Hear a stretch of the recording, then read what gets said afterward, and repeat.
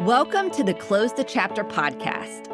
I am Kristen Boyce, a licensed marriage and family therapist with a private practice, Pathways to Healing Counseling.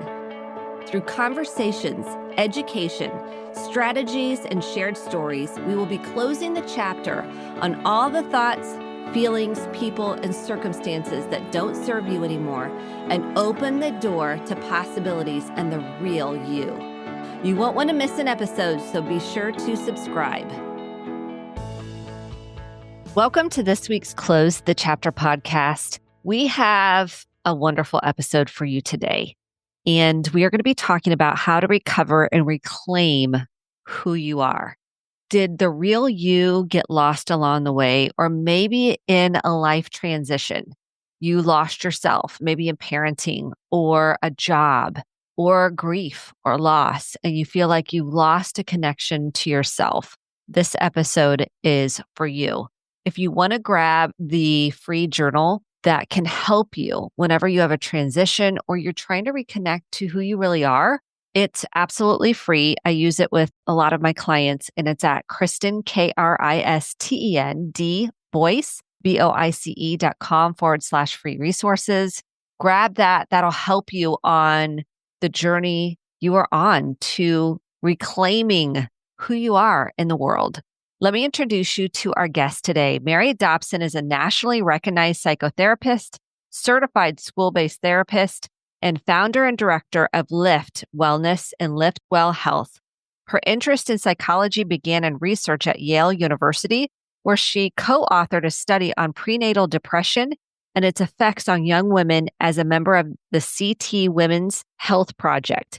Mary holds a Master of Arts in Marriage and Family Therapy and completed postgraduate studies at Fairfield University, earning dual certification in systemic provision of school-based behavioral and health interventions.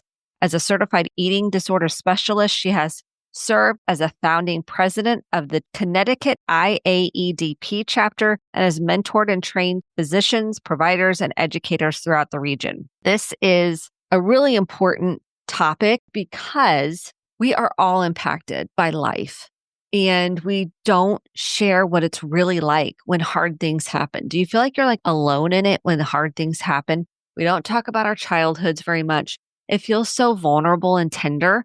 And today we're just shining light on transitions and how we got buried. Our authentic self got buried to our conditioning, to our programming, and ways we got connection in our family systems.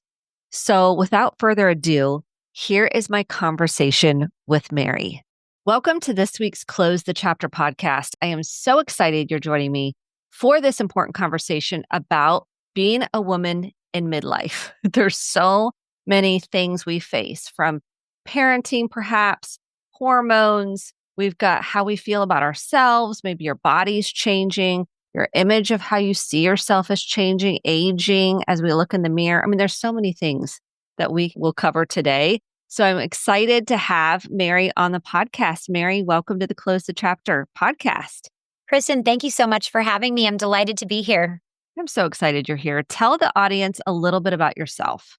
So I am a woman in midlife myself. I'm a working mom of two beautiful kids, and I'm also the owner of two healthcare companies. So I own Lift Wellness Group, which is an outpatient behavioral health company, does a lot of different therapies, psychotherapy, psychiatry, neuropsychological testing, dietary services. And then I also own an IOP PHP program, which is an intensive outpatient and partial hospitalization program. Sometimes that's called a day program. And those are here in Westport, Connecticut. So in other words, busy lady. You're very busy. And hanging in there. Yes. And that's the word. I think when I talk to people and I'm like, how are you? And they're like, busy. Do you feel like that's the response for a lot of people when they say, I'm just busy? Yes, I do. I think that our culture and our society are set up in a sort of a semi-unsustainable way. I always sort of joke, schools get out at 2 or 3 and we get out at 6 or 7, right? It's like there's this gap. And we're always, as moms, I think, trying to bridge that gap and play catch up and be the best mothers, daughters, workers, friends, wives that we can be, while also understanding that we can't possibly rock all of those hats at the same time very effectively. And so I think a sense of humor is really required in going through this life and acknowledging that the game's a bit rigged. So we have to sort of tread lightly and give ourselves a lot of grace. Yes. And I think there's so much pressure. Like we need to be this perfect parent or the person that meets everybody's needs, right? Like we have to meet our kids' needs, which is our job. And we're trying to hold jobs down ourselves or a career. Plus, we have these hormonal changes that are happening Right. all at the same time. So, how do you navigate all of those things? Yeah. I think that when I was in college, I had this really profound experience because I had an eating disorder myself. And I found my way into recovery from my eating disorder.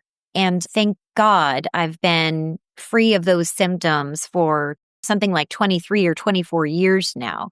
But I realized when my kids were little that I was in kind of a similar bottom where I wasn't active in an eating disorder, but I was neglecting my personhood Hmm. because I was trying so hard to be the best mom, the best worker, and the best wife, and also maintain these close friendships and family relationships. And I just felt like I got really lost in the mix of all of that.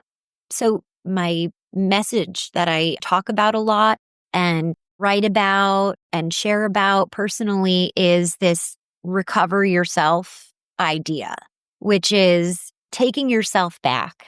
Moms, workers, wives, taking a moment for ourselves and taking a moment to recover ourselves because we really do kind of bleed out for everyone and try so hard to meet everyone else's needs. And I think our mindset is if I meet everyone else's needs and do a good job with that, then maybe someone will come around and like scratch my back for me or meet my needs, or it'll meet my needs to have met everyone else's needs. And I think I realized through trial and error, boy, it doesn't really work that way. So reclaiming that little bit of space, that moment of space, boldly, bravely, even if it means letting someone down sometimes, and you're going to let someone down every day. It just depends on every day. It's important that it's not the same person, but it's okay to sort of accept that and embrace it and claim a little time for yourself as a woman, as a mom. So that's a big part of my mission, I think, because I really needed permission to do that. And my permission was probably came from how bad I felt and how much I knew that this was unsustainable. And so I want to give that permission to other women. So, when you say reclaiming self, someone's like, okay, because we get lost. I think those are key words. Like people, a lot of times moms will come in, or just if somebody that feels like they're swimming without a paddle, they're like, I am lost who I am. I've lost my joy. How do you help people kind of reclaim the sense of self and recover that and move through the feeling of feeling lost? Right. Yeah. And it really is true. We have so many aspects to ourselves, so many different parts. And so the idea of recover yourself is that no one else is going to do this work for you. Recover yourself means that it is really on you at the end of the day. And it's on me at the end of the day to put our own oxygen mask on first. And I think that looks different every single day. So I think of it as like a guiding principle to my life or a guiding philosophy. And it's a daily permission slip to do what I need to do in that day to put myself first. And sometimes that means canceling a dinner because I'm exhausted. And you know what? I really want to go home and put my pajamas on and relax. And I'm going to give myself permission to do that, even though this dinner would be great networking. And I said I was going to go and maybe feel disappointed that I didn't come. So it may look like that one day, or it may look like scheduling time in the morning to exercise or do something that gives you a sense of joy or a sense of agency about how your day is going to go. So it doesn't necessarily have to be sort of this prescriptive thing where it's the same thing every day. I really think of it as maybe half a dozen activities that you know work for you to bring you back for yourself. And usually those activities are in different areas. So could be something that's soothing to your nervous system. It could be something that's physically releasing negative energy. Maybe some days it's a shower. Maybe another day it's going and getting yourself an ice cream and sitting and having an ice cream without any kids saying, hey, give me a bite, mom. So it could look different, but I think it's almost like it's a daily commitment, a daily practice. And I like to work with people to find out what that really looks like for them so they understand that they're responsible for their well-being by the actions they take. But that begins with a decision on how they're going to proceed with their day. And it's not being selfish. It's about me too. Like I matter too. It doesn't mean other people don't matter. But if you're giving 100% of your energy to everyone else and there's nothing left for you, what message does that send to yourself? It really sends this message of like, you don't matter. Or I don't think you really need anything. You don't have any needs. You just kind of can exist on autopilot like a machine. And it's not the way it is, right? We can't do life like that. I think we're so afraid, like, to choose ourselves because we feel like, oh, guilt, that's the one emotion, the inhibitory emotion, if we want to use the AEDP kind of model, Yeah. right? That guilt and shame, guilt and shame. Guilt is like feeling like we're doing something wrong or bad. Shame is Right. about self. What do you say to that? Like all these moms or women in general, we are like plagued with guilt. Totally. I relate. I just Mhm. relate. I think that people think if you're a clinician and you're a psychotherapist, you must have evolved out of all of these uncomfortable emotions. Not true. I'm so aware and so conscious of my guilt.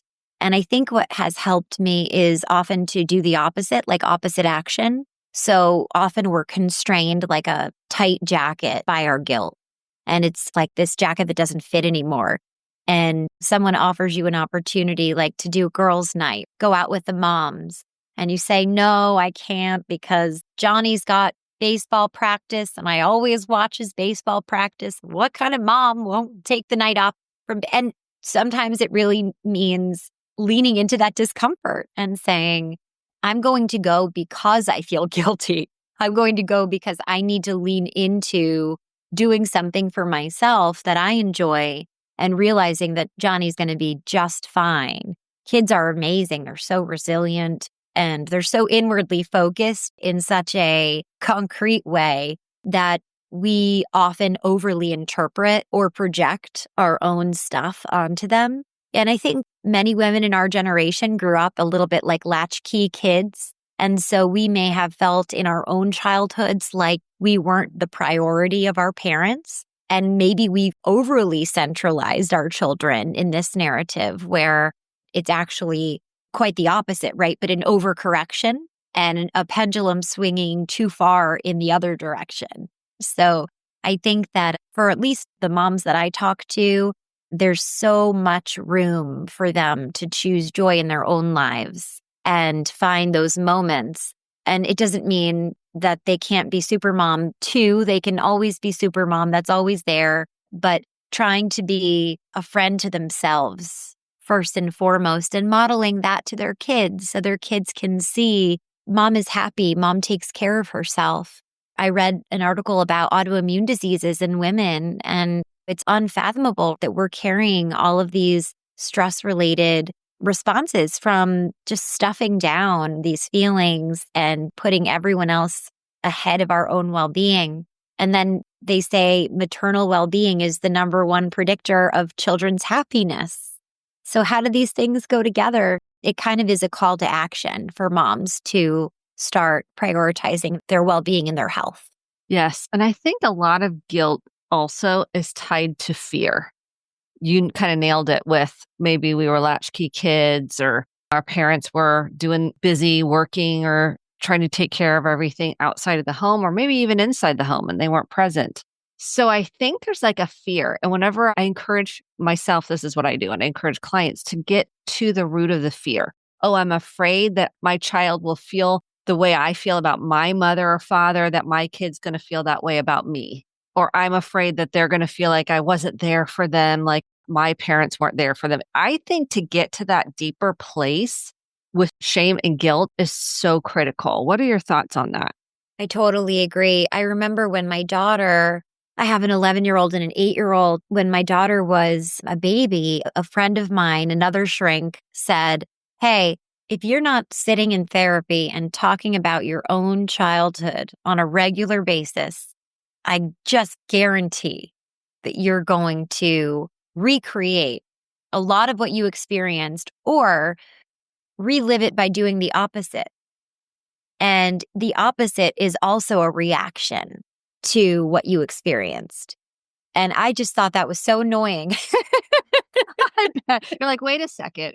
How's I this? was like, I've done all this work on myself. You're telling me I got to go back and do more work now that I'm a mom? It's really brilliant, honestly, because A that's good what I friend. it's a good friend because it's the truth. It's the truth, and we don't wanna hear it sometimes, and I'm like, but the truth is our stuff is getting activated right and left, especially with romantic relationships and parenting. They are begging you to go, "Okay, there's something in here for you to revisit," but either one is inviting as a reaction. I like that. Yeah. And it's funny because it's sort of how you do one thing is how you do everything. Like I really noticed with my kids, my lack of boundaries with them, my sort of wanting to be such a pleasing and fun mom. Wow, that sure is an old narrative because I wanted to be a pleasing and fun daughter. And so you create these similar dynamics. And I've even wanted to be a pleasing and fun boss. Boy, does that backfire. Right. It's all the lack of boundaries. I mean, it's so Right. powerful. Yeah. And so getting at that, yeah, getting at what is underneath that. What is that all about? What are you afraid will Mhm. happen if you are very clear about your expectations or what you need, what you want from people? What are you afraid will happen from doing that? You're right. It's a fear based kind of approach to living life, but we're completely unconscious of it. Yes, completely. Because people are like, "I'm not afraid." I'm like, "Okay, let's slow it down. Let's take a look." Fear dominates so much of our feelings, our thoughts, and our behavior. Do you see that thread? And then it can get Yes, activated by hormones, PS. So people are like, "I totally. did not have anxiety before, but midlife, now I've got all this anxiety." And I think parenting can add to the fear. So talk to us about fear and how to work through it. Yeah, I think fear is often a physiological state. And from that physiological state, you're creating a narrative like, well, I'm feeling a panic. So that must be because XYZ. So maybe identifying something in your surroundings to explain that sense of panic. And then it can also work the opposite, where there's something in your surroundings kind of triggering the sense of panic. But I think it was big for me to realize that sometimes you're having a reaction to a situation that is so habituated that it may not necessarily be accurate or true to the situation that's happening today, but rather a memory of the way you felt when you were little and you encountered a similar situation. And the difference now is you're an adult. And so as a grown up, that means something really different because when you're a child, you're powerless. But when you're an adult, you're not powerless. You have agency. And if you want to leave a situation, you can. If you want to remove yourself and go for a drive, if you'd like to hang up the phone, you can really make decisions to make yourself feel much more comfortable and take care of yourself in that moment that you couldn't when you were little. But I do think a lot of adults are kind of living in a reactionary space that's kind of a memory from childhood, a memory of rejection and what that felt like or what the implications of that were. Whereas when you're an adult, rejection means something a little different because if you're rejected, it doesn't mean that you are at risk of not being fed or bathed or your core needs not getting met. If you're rejected, sometimes that's actually a gift because you can move on to the next thing and realize something or someone isn't for you. So it's more information than it is sort of a risk to survival. So this is the stuff that in therapy, people are able to unpack, right, and uncover so often there's so much below the surface that people just aren't tapped into. That's what I think is so exciting about the process of someone starting therapy, because they may be thinking, oh, well, this is just the way things are. This is just the way I feel. And then how empowering to learn that there's so much autonomy and agency in that to be able to unpack and think and feel differently in the future. It's liberation. I tell It people is. when you do therapy or go through the process of digging deeper, it's like you're kind of digging around. You're getting curious about like, why did I have that reaction? Or the fear that something bad's going to happen to your kids or something bad's going to happen to you or whatever that may be. When you start unpacking it, that's when the fear can start subsiding. We have to Right. actually move through those feelings and emotions and work through it to get to the other side. That's where the freedom comes, I feel like. And with parenting, you will get mirrored back so many fears that aren't even like, we're like, well, I intellectually know that's not true. And my body is telling me something different because we can't control. I use control in air quotes. The lack of control we have, I think, triggers us as parents when we're sending them off to school and whatever happens at school happens at school. We have to let go. And so I think there's like this unfolding of letting go, especially as parents, that we have to accept the moment as it is. Talk to me about how you help people do that. Because this is Yeah. big. I know this It is a big it question. is. It totally is. And it's interesting, like so many of us live our lives in this clenched state. Mm-hmm. I think tools like very somatic tools like meditation and breath work, even exercise, I kind of consider a bit of a release. Those tools are so helpful in acknowledging that old expression, there is a God and I'm not it, or I'm not him. I kind of think, and people find their own path to surrender. Maybe it's through a spiritual practice of just acknowledging that their higher power is nature, or everyone can define these things differently. But the most important thing is to really get real with oneself about the limitations of our control. And perhaps that feels very terrifying to think about. And perhaps it is terrifying on some level. But the fact that it's scary doesn't mean that we should try to compensate by filling that gap or that void with our efforts to clench. And so many women live in that place of, without knowing they're doing so, attempting to control their external world to make themselves feel comfortable on the inside, and to take a few steps back and realize I can't. There are aspects of things that are within my control. And then there are aspects of things that no matter how much clenching and organizing and arranging I do, still not going to be able to hit those things. And I have to get comfortable with that gap and find space to accept that it exists and that I'm not going to fill it. Boy, do we try. We Oh, do. yes, we do. I think that giving up this idea of control, I think I work a ton with clients, and I think we all do to some extent. Like we cannot control, especially when your kids progress through the developmental ages and they individuate and separate, meaning they're their own soul here in this world. They're going to make their own decisions, and there's no controlling it. There's no managing it. They're stepping out to who they are. And I think that can be very activating for some people. Yeah. I work with a lot of adults who see their children as an extension of themselves. And that's always really tough because certainly kids don't appreciate that. They do want to be their own little beings. And they kind of sense when parents are living vicariously through them. Who was it that said that? I think it was Freud that said the unlived life of the parent is the greatest burden you can put on your child. Say that one more No. time, even though it's for Yeah, I just love this quote. I do Like, say it too. again because I Yeah, the just greatest burden you can put on your child is the unlived life of the parent. I there it know. is. It is so important to get this on so many levels, and it's gonna be a continuous lesson. So say more about it when you're Yeah. It's so true, unpack and it's that. you grapple with that. Mm. We grapple with that as parents because we want to manage everything for our kids to make ourselves feel more secure and safe in this world. And on the other hand, I think our kids just really want to see us modeling happy adulthood.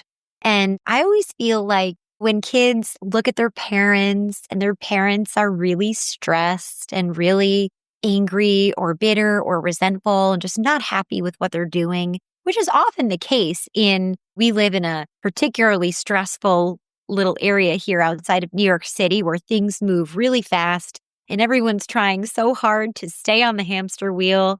It's pretty commonplace to see parents that are feeling really burned out. We all know that feeling. I've been there. I'm sure you've been there. Then the kids are looking at us like, you're not making adulthood look very good to me. I don't want what you're selling. Yeah, I don't want that. That seems horrible and And we so want our kids to stressful. look at us as role models. But if they're looking at us and thinking, boy, I don't want what you have, that certainly isn't going to make them inclined to imitate us or do as we've done or follow in our footsteps. So I think ironically, like if parents really want to impress upon their children and be mentors to their children, people their children would go to for guidance or direction, the best way to do that is to really lean into the life you're living, right? And demonstrate some joy in that so that your kids can look at you and say, hey, my mom seems like a pretty happy lady. I'd love to ask her a question about this and see how she got to this. It's sort of the opposite. It's not like we think about ourselves like, oh, I've got to be this long suffering mother who's up all night cutting out the little shapes for the peanut butter and jelly sandwiches. So everybody says, this kid's so lucky and boy, his mom's got it going on. But for the kid, they have a totally different set of expectations of what is going to make them feel like they look up to us, like they're proud of us. So someone's like, okay, I want to do some work or I am doing work. And it feels like even us as therapists, like, yes, sometimes you feel like you said it at the beginning, you've done all this work and yet here we are again, because there's another layer to kind of unpack. What are the top 3 tools, would you say, for women that you recommend? If you're going to put any 3 things into place, what would they be? I would say I really can't speak enough about the value of having a trained, kind-hearted, compassionate therapist to talk to. I'm one of those people that thinks everyone should take an hour and make space to do this work. Boy, is it life-changing and life-affirming to kind of grab the steering wheel and look under the hood of your feelings and what makes you tick. So I would say that start there. If you're afraid to go there on your own through meditation or through journaling or breath work, because those things can be hard without a guide, link up with a therapist first. And then through that exploration comes opportunity and courage to go deeper solo. And that's when you can kind of get into more of that self-healing, but feeling confident about doing so and having a handle on that. Sometimes it's just too much to kind of go into that without someone to process things with. And then the third thing I would say is really take a daily position of I'm going to find an opportunity in this day to recover myself. I'm going to find an opportunity wherever it lies. And it might be that I have to fight for it and wrestle it away from something else, or it may naturally present itself because you're looking for it. But where is that opportunity to take something back for me? Take a walk around the block quickly on a work break, to take a drive to the beach and sit and look at the ocean and listen to some Eagles music, something that reminds you of who you are, that's just for you. And that's the point, that it's just for you. It's not productive and it doesn't serve anybody else. And just showing yourself that's possible and that you deserve it because your body is watching and your brain will buy into the belief that you deserve it from seeing you take those actions. Yes. And you're not waiting for someone to meet your need. You're like, I'm going Right. to do that for myself. How Right. empowering is that? And I love music. I think music is so therapeutic. I really do in so It many is. ways. It is. I had a patient not too long ago who talked about creating this beautiful holiday for her family and then how resentful she was at the end of the day because her family didn't really particularly contribute to any of it. And at the end of the day, she went to bed mad. They just didn't even ask me how they could help. And we were unpacking that. And I couldn't quite emphasize enough how different that day might have looked if she had taken an hour to recover herself. So delegating, you do the grocery shopping. I'm going to go take an hour-long walk by the water, or I'm going to go and meditate, or I'm going to take a nap and still put on a nice holiday, but not because it's what makes everyone else happy, because it brings me joy. And then I'm releasing that expectation that everyone else is scratching my itch because I scratched theirs. So that's a really tough principle for all of us, I think, to fully embody. But as women, nobody needs it more, right? Because that's our pattern. I think we're just socialized to conduct ourselves that way, and taking that step back and saying, what do I really want? And if it's not going to make me happy and it's going to leave me feeling resentful, maybe I just don't want to do it at all. I love that example because it really, the resentment of like, oh, they didn't even offer to bring anything or they didn't even appreciate what I did. I mean, I hear this all the time, right? I went all this and nobody even offered to bring a contributed all to anything. And we want them to just know. We want them to just see. And what we're learning is you're going to be disappointed over and over and over and resentful because majority of the people don't see. They're too in their own lane. Right. And you're giving yourself permission to say, hey, if you don't want to do that, then say, hey, I'm not hosting unless we do a pitch in. Either we can do a pitch in, we're going to eat out. And that you have to rumble through your own shame and your Yeah, own fears. It's such a deep process, but I love that you use that example because it's practical. totally. It's something I think we all can relate to having done. 100%. What books have made the most impact in your life? If you have to pick one or two that you're like, you know what, those two books, it could be anything, made the Yeah, most impact, what that's would a they be? great question. I think there's so much. I love a lot of the old stuff. I remember many years ago, I used to devour Wayne Dwyer, Oh, yes. anything he wrote and anything sort of in that vein.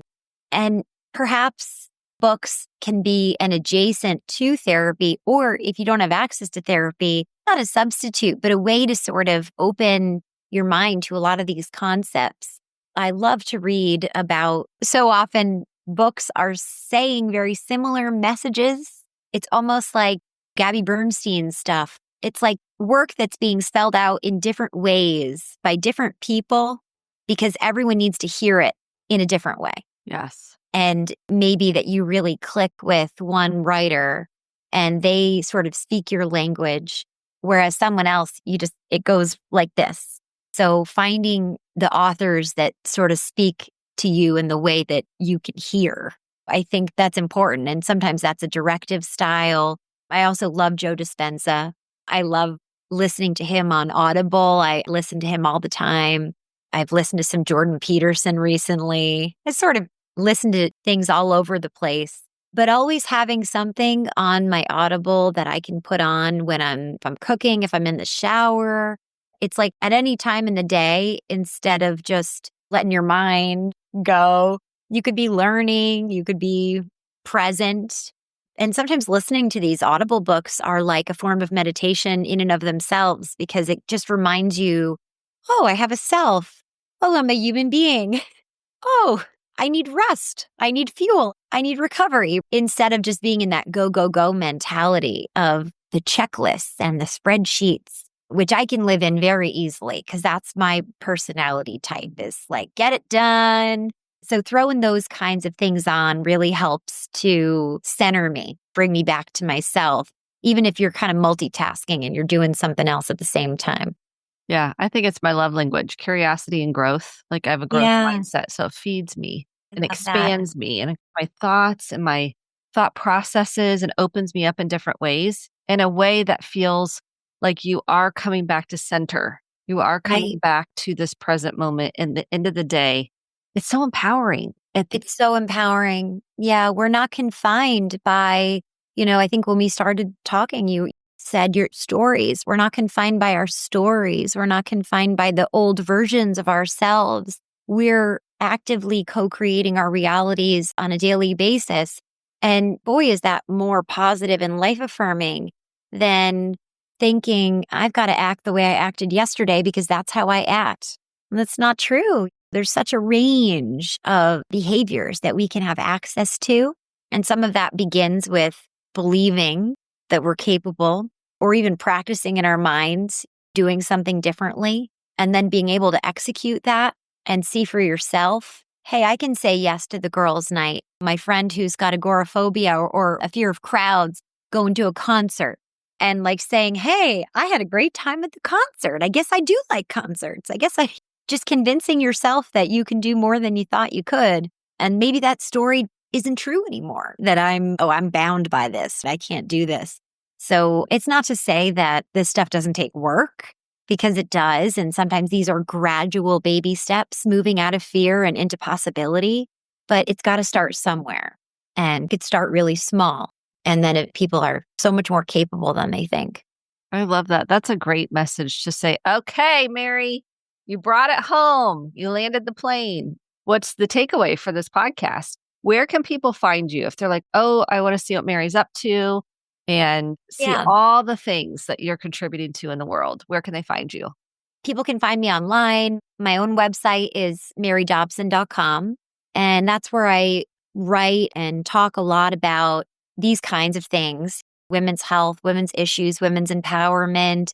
I also have my healthcare orgs, which provide a lot of different services. So they provide talk therapy across a whole bunch of states, medication management, testing, nutrition services. So pretty holistic services. And that's liftupwellness.com. Lift Up Wellness. Those are kind of my two jams. My life's passion project, which is Lift Up Wellness.